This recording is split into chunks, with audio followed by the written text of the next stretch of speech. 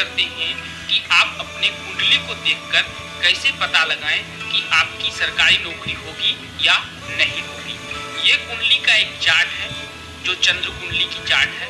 अब इस कुंडली में लग्न कुंडली या चंद्र कुंडली को देखकर आप कैसे पता लगा सकते हैं कि आपकी सरकारी नौकरी होगी या नहीं होगी, कौन से घर में कौन सा ग्रह होगा जिससे आप पता लगा सकते हैं। दोस्तों, इसके लिए आपको 3 चीज की जरूरत पड़ेगा, डेट ऑफ बर्थ का, टाइम का, और तीसरा है जहां आप जन्म लिए हैं। अगर वो तीनों आपके पास में है तो कंप्यूटर पे निकाल सकते हैं आप खुद, जिसके लिए मैं वीडियो बना चुका हूं, वो देखकर आप निकाल लें।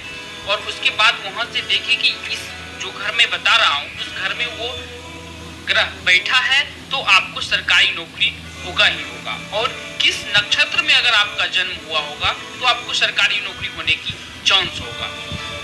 दोस्तों, इसमें देखा जाता है सरकारी नौकरी होने के लिए 3 ग्रह जो भी है, 3 ग्रह बहुत इंपॉर्टेंट रखता है। जो पहला ग्रह है वो है सूर्य, दूसरा जो है वो है चंद्रमा, और तीसरा जो है वो है गुरु।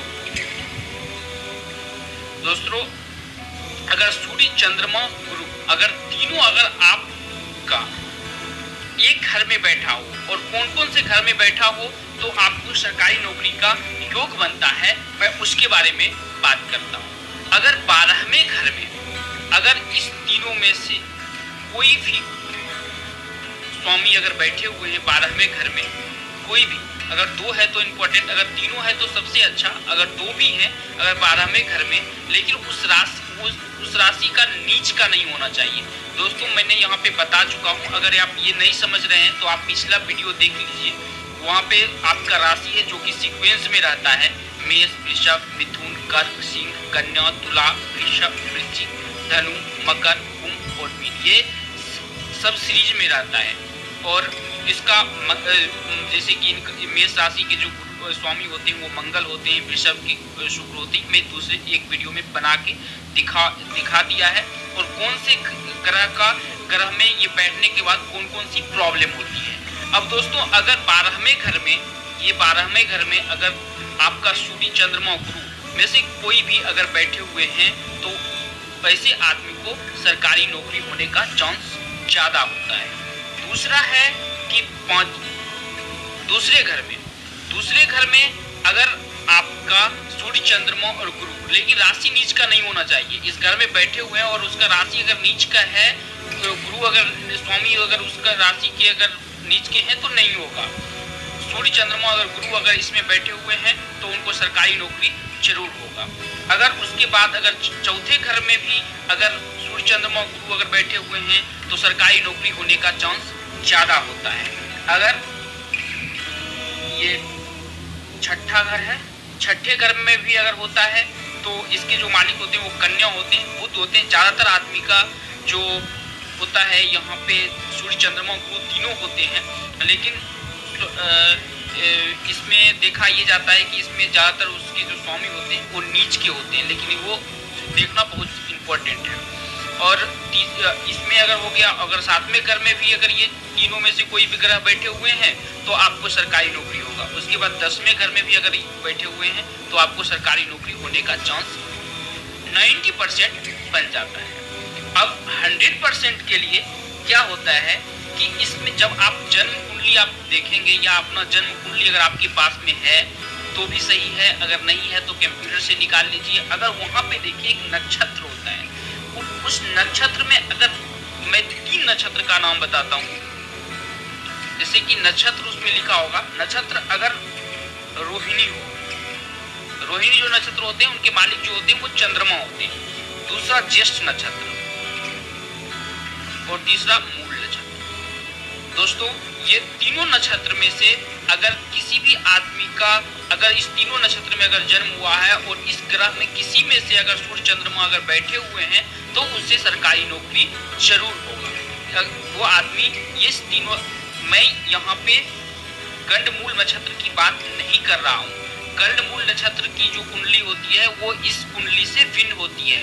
वो वैसे आदमी बहुत अच्छे होते हैं, उनका जो होता है सरकारी नौकरी वो कर ही नहीं सकते। कर्णमूल नक्षत्र क्या होता है मैं उसके बारे में बताता हूँ। अपनी जो ये नक्षत्र होती है वो 27 नक्षत्र होते हैं, और अभिजीत नक्षत्र छोड़ के एक अभिजीत भी इसमें आता है, जिसमें अभिजीत में आदमी ज्यादातर सरकारी नौकरी हो भी जाता है तो वो छोड़ देते हैं, प्राइवेट में ही आ जाते हैं। ये लोगों का शुक्र बहुत अच्छा होता है अभिजीत नक्षत्र का।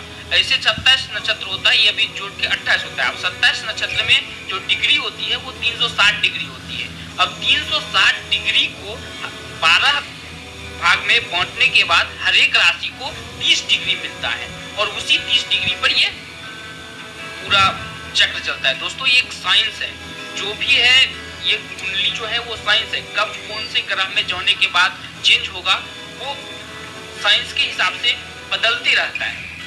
अब एक राशि पे 30 डिग्री हुआ तो मैं वो कंडमूल नक्षत्र की बात नहीं करता हूँ, वो कुंडली डिफरेंट होता है। मैं ये 4 नक्षत्र जो है इसका भी आप छोड़ ही दीजिए। अगर इस तीनों नक्षत्र में से अगर किसी नक्षत्र में आपका जन्म हुआ है और इस 1 2 3 4 5 6 अगर 6 में से अगर तीनों में अगर ये बैठे हुए हैं गुरु चंद्रमा और सूर्य, तो आपको सरकारी नौकरी पक्का है।